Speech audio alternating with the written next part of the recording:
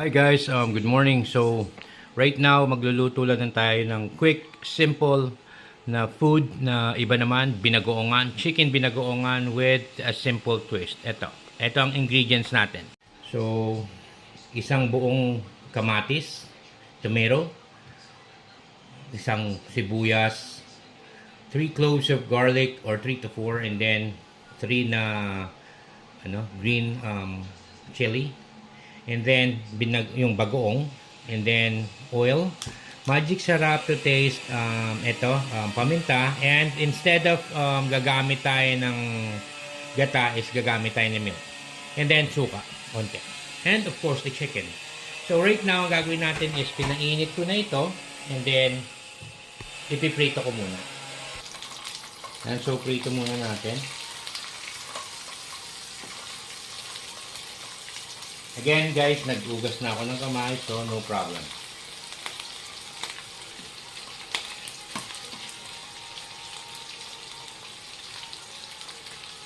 Kailangan lang natin ma-sear yan.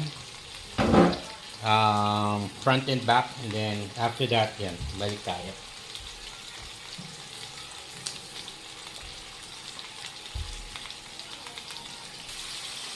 Yan, so guys, what we're doing is sinisir lang natin or what we call nilalock in lang natin ang ating chicken. In that way, ma-seal off niya lahat ng juiciness doon sa food.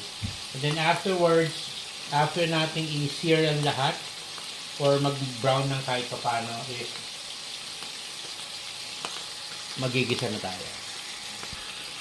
So ito na yung unang batch ng sear. Kaya na lang yung natitira. Let's just wait for it. So guys, tapos na.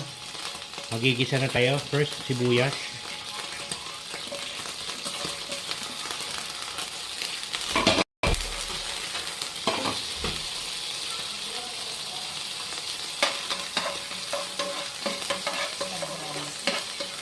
Then we go for the tomato.